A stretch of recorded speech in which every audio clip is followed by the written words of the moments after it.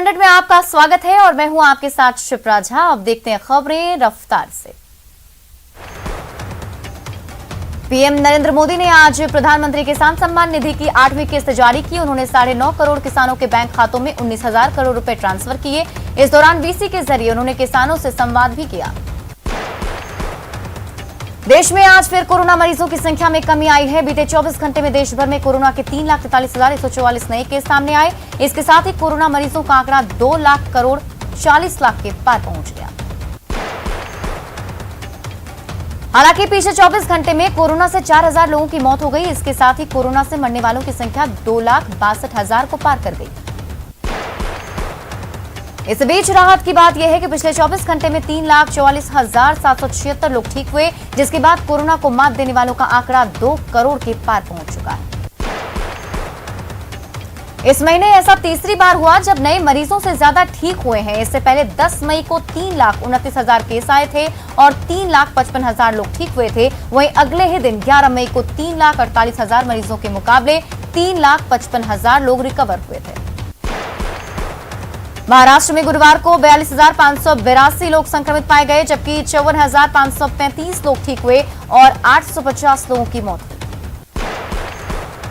वहीं यूपी में 24 घंटे के दौरान 17,745 लोग संक्रमित पाए गए, जबकि 19,425 लोग ठीक हुए हैं और 277 लोगों की मौत हो गई। वहीं दिल्ली में कोरोना की रफ्तार थोड़ी कम हुई है। दिल्ली में 24 घंटे के दौरान 10,489 लोग कोरोना पॉजिटिव पाए गए। वहीं 15,189 लोग ठीक हुए और 308 लोगों की मौत हो गई। मध्य प्रदेश में गुरुवार को 8,419 लोग कोरोना पॉजिटिव पाए गए। वहीं 10,157 लोग ठीक हुए और 74 लोगों की मौत हो गई। छत्तीसगढ़ में 24 घंटे के दौरान 9,121 लोग कोरोना संक्रमित पाए गए, जबकि 12,274 लोग ठीक हुए और 195 लोगों की मौत हो गई। गुजरात में गुरुवार को 10,742 लोग कोरोना पॉजिटिव पाए गए। वहीं 15,269 लोग ठीक हुए, 109 लोगों की मौत हो गई। मरुधरा में कोहरा ने कोहरा मचा रखा है। पिछले 24 घंटे में 159 की मौत हुई, जबकि 15,867 लोग संक्रमित हुए। कोरोना संकट के दौरान भारत को विदेशों से लगातार मदद मिल रही है। जर्मनी, नीदरलैंड और पुर्तगाल से वेंटिलेटर, रेमडेसिविर के अलावा कई अन्य चिकित्सा सहायता भारत पहुंची। कजाकिस्तान ने भी भारत के साथ अपनी दोस्ती बढ़ाते हुए इस महामारी के समय में देश की मदद के लिए आगे आया। कजाकिस्तान से आई फ्लाइट में 5.6 मिलियन से अधिक मास्क और ऑक्सीजन कंसंट्रेटर समेत मेडिकल हेल्प भेजी गई। कोरोना संकट के बीच साउथ कोरिया ने भी मदद भेजी है। साउथ कोरिया की फ्लाइट मेडिकल हेल्प लेकर दिल्ली एयरपोर्ट पर उतरी। टाइम्स ग्रुप की चेयरपर्सन इंदु जैन का कोविड-19 संबंधी दिक्कतों के चलते दिल्ली में निधन हो गया। इंदु जैन के निधन पर प्रधानमंत्री नरेंद्र मोदी ने शोक व्यक्त किया है। इंदु जैन के निधन पर सीएम गहलोत ने भी ट्वीट कर दुख जताया। सीएम ने लिखा कि मीडिया उद्योग में महिलाओं के अधिकारों के परोपकारी और प्रस्तावक के रूप में उनके योगदान को हमेशा याद किया जाएगा। कोरोना संकट की वजह से कर्नाटक सरकार ने 10वीं की बोर्ड परीक्षा स्थगित कर दी है। सरकार का कहना है कि कोरोना की स्थिति पर निगरानी के बाद 10वीं की परीक्षा की नई तारीखों का घोषणा किया जाएगा। कर्नाटक के कलबुर्गी में पुलिस ने कोरोना गाइडलाइन का उल्लंघन करने के आरोप में हजारों वाहन जब्त किए, चालान भी काटे। आज पूरे देश में ईद को त्योहार मनाया जा रहा है। दिल्ली के सभी मस्जिदों में सुरक्षा के पुख्ता इंतजाम किए गए। लोगों ने गाइडलाइन के तहत नमाज अदा की। दिल्ली में लोग गाइडलाइन के पालना करते नजर आए तो पंजाब के अमृतसर में नमाज के दौरान कोरोना नियमों की अनदेखी की गई। मस्जिद में भारी संख्या में नमाज अदा करने वालों की भीड़ पहुंची। राष्ट्रपति रामनाथ कोविंद ने सभी देशवासियों को ईद की मुबारकबाद दी। राष्ट्रपति ने ट्वीट कर कहा, यह त्योहार आपसी भाईचारे और मेल जोल की भावना को मजबूत करने और स्वयं को मानवता की सेवा के लिए फिर से समर्पित करने का अवसर है।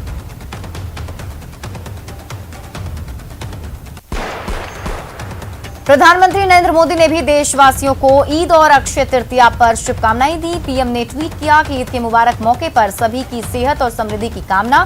साथ ही ट्वीट किया कि अक्षय तृतीया का पर्व हमारे संकल्प को साकार करने की शक्ति प्रदान करे।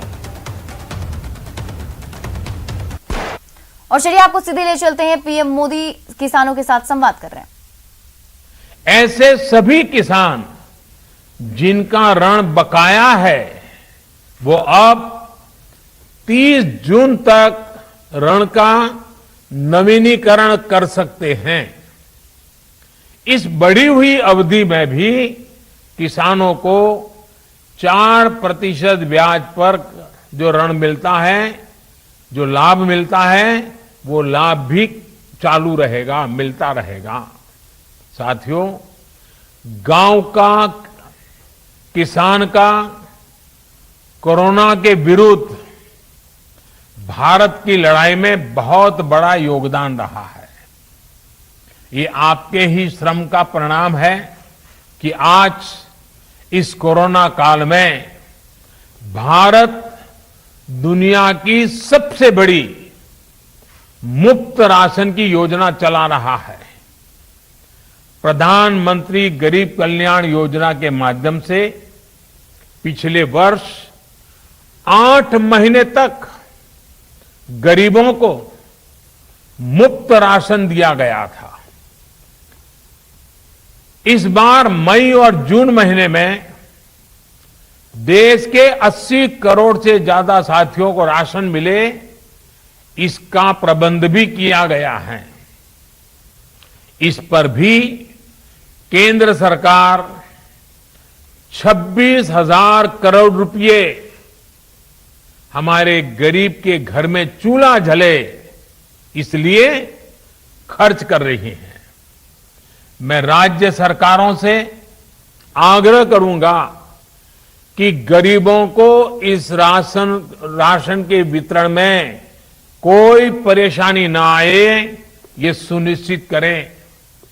साथियों, 100 साल बाद आई इतनी भीषण महामारी कदम कदम पर दुनिया की परीक्षा ले रही है।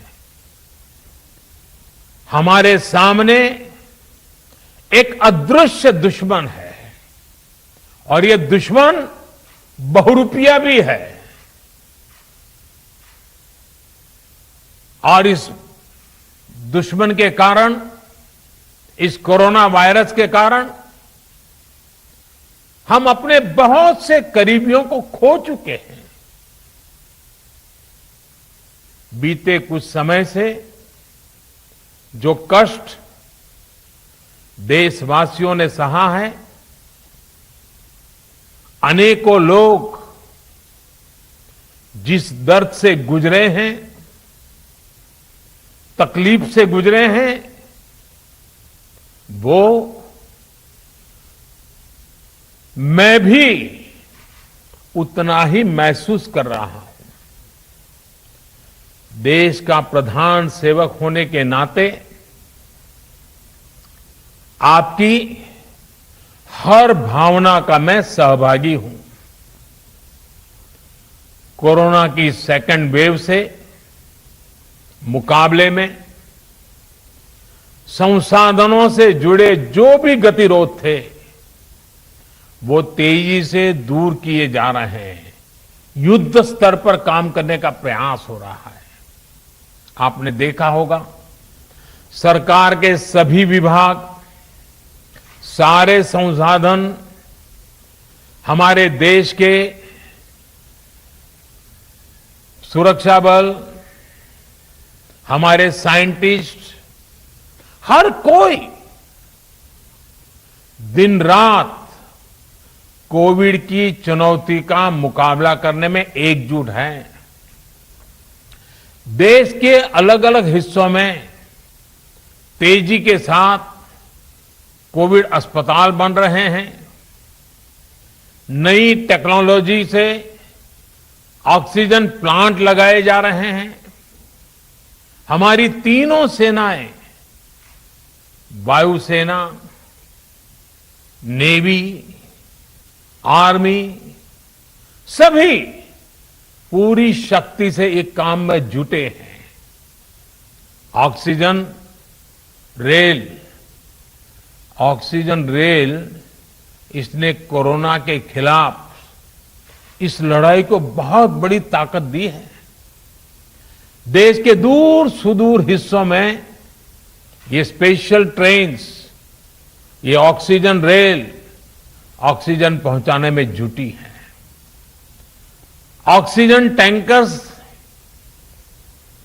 ले जाने वाले ट्रक ड्राइवर्स बिना रुके काम कर रहे हैं। देश के डॉक्टर्स हो, नर्सिंग स्टाफ हो, सफाई कर्मचारी हो, एम्बुलेंस के ड्राइवर्स हो, लैब में काम करने वाले सज्जन हो, सैंपल कलेक्ट करने वाले लोग हो, एक एक जीवन को बचाने के लिए 24 घंटे जुटे हुए हैं। आज देश में जरूरी दवाइयों की आपूर्ति बढ़ाने पर युद्ध स्तर पर काम किया जा रहा है। सरकार और देश के फार्मा सेक्टर ने पिछले कुछ दिनों में जरूरी दवाइयों का उत्पादन कई गुना बढ़ाया है। बाहर से भी दवाइयां मंगवाई जा रही हैं। इस संकट के समय में दवाइयां और जरूरी वस्तुओं की जमाखोरी और कालाबाजारी में भी कुछ लोग अपने निहित स्वार्थ के कारण लगे हुए हैं। मैं राज्य सरकारों से आग्रह करूंगा कि ऐसे लोगों पर कठोर से कठोर कार्रवाई की जाए। ये मानवता के खिलाफ का कृत्य है। भारत हिम्मत हारने वाला देश नहीं है। न भारत हिम्मत हारेगा और न कोई भारतवासी हिम्मत हारेंगे। हम लड़ेंगे और जीतेंगे। साथियों, आज के इस कार्यक्रम में मैं देश के सभी किसानों को, गांव में रहने वाली सभी भाई बहनों को कोरोना से फिर सतर्क करना चाहता हूं। ये संक्रमण अभी गांव में भी तेजी से पहुंच रहा है। देश की हर सरकार इससे निपटने के लिए हर संभव प्रयास कर रही है। इसमें गांव के लोगों की जागरूकता, हमारी पंचायती राज से जुड़े जो भी व्यवस्थाएं हैं, उनका सहयोग, उनकी भागीदारी उतनी ही आवश्यक है। आपने देश को कभी निराश नहीं किया है। इस बार भी आपसे यही उम्मीद है। कोरोना से बचाव के लिए आपको खुद पर, अपने परिवार पर, सामाजिक स्तर पर जो भी जरूरी कदम है, आवश्यकताएं हैं, उसे हमें उठाने ही हैं। मास्क लगातार पहनना बहुत जरूरी है। वो भी ऐसा पहनना है कि नाक और मुंह पर पूरी तरह से ढका रहे। दूसरी बात, आपको किसी भी प्रकार के खांसी, सर्दी, जुकाम, बुखार, उल्टी, दस्त जैसे लक्षणों को सामान्य मानकर नहीं चलना है। पहले तो खुद को यथासंभव दूसरों से अलग करना है, फिर जल्द से जल्द कोरोना टेस्ट करना है, और जब तक रिपोर्ट ना आए तब तक डॉक्टरों से जो दवाई बताई है वो जरूर लेते रहना है। साथियों, बचाव का एक बहुत बड़ा माध्यम है कोरोना का टीका। केंद्र सरकार और सारी राज्य सरकारें मिलकर ये निरंतर प्रयास कर रही हैं कि ज्यादा से ज्यादा देशवासियों को तेजी से टीका लग पाए। देश भर में अभी तक करीब 18 करोड़ वैक्सीन डोज दी जा चुकी है। देश भर के सरकारी अस्पतालों में मुफ्त टीकाकरण किया जा रहा है। इसलिए जब भी आपकी बारी आए तो टीका जरूर लगवाएंगा। ये टीका हमें कोरोना के विरुद्ध सुरक्षा कवच देगा, गंभीर बीमारी की आशंका को कम करेगा। हां, टीका लगाने के बाद भी मास्क और 2 गज की दूरी के मंत्र को अभी हमें छोड़ना नहीं है। एक बार फिर सभी किसान साथियों को मैं बहुत बहुत शुभकामनाएं देता हूं। बहुत बहुत धन्यवाद।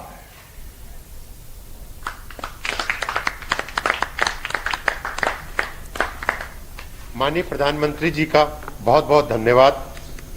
कार्यक्रम के अंत में हम माननीय प्रधानमंत्री जी, केंद्रीय किसान एवं कल्याण मंत्री जी, सभी केंद्रीय माननीय मंत्रीगण, माननीय मुख्यमंत्रीगण, माननीय सांसदगण, माननीय राज्य के कृषि मंत्रीगणों को अपना आभार व्यक्त करते हैं जिन्होंने इस कार्यक्रम की शोभा बढ़ाई।